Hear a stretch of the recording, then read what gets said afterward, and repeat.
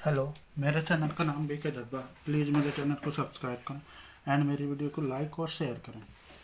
और आज का टॉपिक है magnetic field due to a current element Biot Savart law. इसे बायो-सेवर्ट लॉ कहते हैं। बायो-सेवर्ट दो साइंटिस्ट थे, तो उन्होंने बताया कि जैसे हम कोई वायर है, मान लो, ठीक।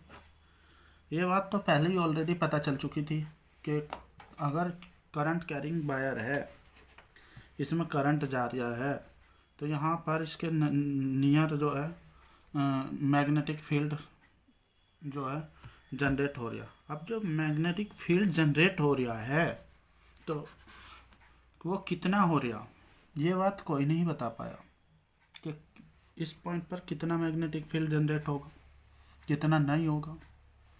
तो देखो, ये बात किसने बताई? बायो-सेवर्ट ने। किसने बताई? बायो-सेवर्ट ने।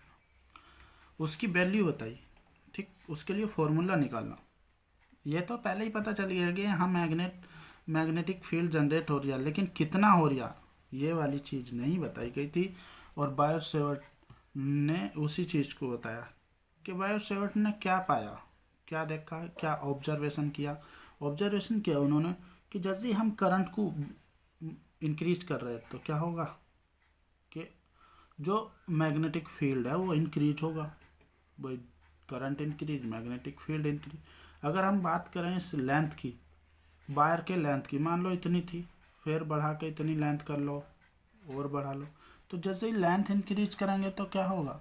मैग्नेटिक फील्ड इंक्रीज होगा। और मैग्नेटिक फील्ड इंक्रीज होगा तो, और फिर इसके बाद उन्होंने देखा कि एंगल पर डिपेंड भी करता है। यहाँ पर देखोगे ये सब कि ये तो समझ में आ ही गया होगा कि क्या टॉपिक है और क्या है, करना है इस पर केवल ये बताना है कि जैसे कोई वायर है, इस वायर में करंट फ्लो हो रहा है, और करंट फ्लो हो रहा है तो इस पॉइंट पी है, और उस पॉइंट पर मैग्नेटिक फील्ड कितना जनरेट हो रहा वो बताना है, ठीक।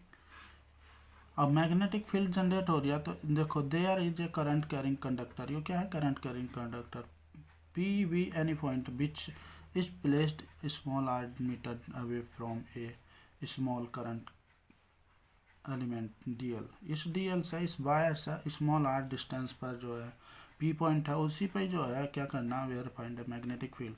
उसके लिए जो है ये चार बातें बताई इन्होंने, चार बातें बताई। तो फर्स्ट टॉल की बात करते हैं।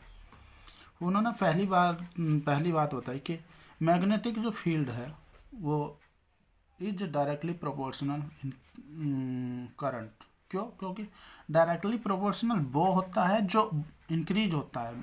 इंक्रीज होने पर जो है, जैसे इंक्रीज होने पर जो मैग्नेटिक फील्ड को इंक्रीज कर देगा, तो करंट, ठीक।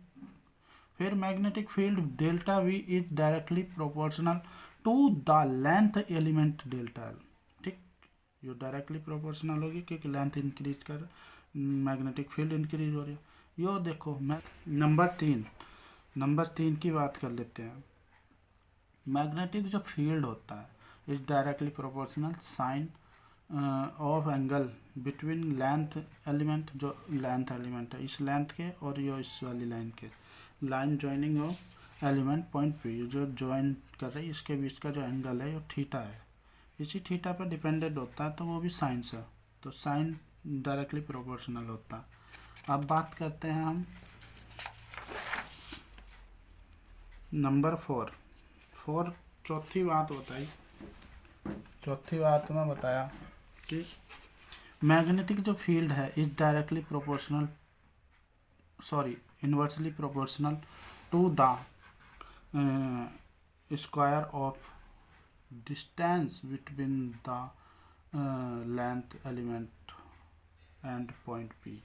जो डिस्टेंस है स्मॉल आर है, उसके इन्वर्सली प्रोपोर्शनल, वो भी स्क्वायर के, ये याद रखना, स्क्वायर के इन्वर्सली। तो इक्वेशन 4 होगी। अब इक्वेशन 4 होगी तो ये from equation first, second, third and fourth, delta B inversely proportional I delta L sine theta upon r square, ये हो गया। अब ये जो है जो हाँ, जो प्रोपोर्शनल का साइन है इसको क्या कर रहे हैं, mu naught upon 4 pi I del L sine theta upon r square. इसकी जो वो यूनिट होती है वो टेस्ला होती है। इसकी यूनिट क्या होती है, टेस्ला। ये कांस्टेंट है, ये हो गया। अब ये क्या चीज़ होता है, वो एक बात मैं बता देता हूँ। ये कांस्टेंट है, कांस्टेंट क्यों लगाते हैं, लिखते हैं। ये एक तरीके का पासिंग होता है। जैसा पासिंग का मतलब हो गया, पासिंग तुम जानते ही होंगे कि तुमने अगर देखा हो तो, फिर भी ना देखा मैं बता देता हूँ। जो बैलेंस होता है मतलब तराजू है, ठीक, तराजू तो जानते ही होंगे। ये देखो, इसे तराजू कहते हैं, जो जिससे तोलते हैं उसे तराजू कहते हैं। अब तुम देख रहे होंगे इसमें छोटे बड़े पल रहे। अब छोटे बड़े पल रहे तो ऐसे तो दे नहीं सकते। इसमें ये बैलेंस करते हैं, पहले बैलेंस करते हैं तो इसमें कुछ ना कुछ डाल देते हैं, रख देते हैं। मतलब चाहे वो पत्थर रख लो, चाहे कुछ भी रख के इसे बैलेंस कर लेंगे, दोनों बराबर कर लेंगे। यानी कि पल रहे दोनों बराबर करके जब तोल लेंगे, कोई भी चीज़ तोल लेंगे, यो प्रति एक बार रखा रहेगा। ये जो पत्थर रखा है, ये इसे पासिंग बोलते हैं। तो बैलेंस करने के लिए यहाँ पर ये भी चीज़ एक तरीके का बैलेंस ही होता है। इसे इक्वल करने के लिए, बराबर करने के लिए यो म्यू 0/4 पाई लेते हैं। ओके, इसका डायमेंशनल फार्मूला होता है मैग्नेटिक फील्ड का m(t⁻², a⁻−1), where mu 0/4 pi equal होता है tan⁻⁻7 इज ए कांस्टेंट। अब ये देखो म्यू 0 इज क्या होता है, परमिटिविटी। म्यू 0 क्या है, परमिटिविटी ऑफ फ्री स्पेस।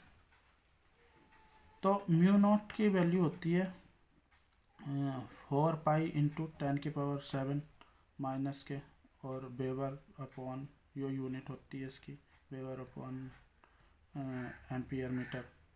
और यहाँ पर जो म्यू 0 का अगर डायमेंशन फार्मूला बहुत पूछा जाता है तो वो होता है mL⁻², a⁻²। यहाँ पर ये याद रखना। ओके।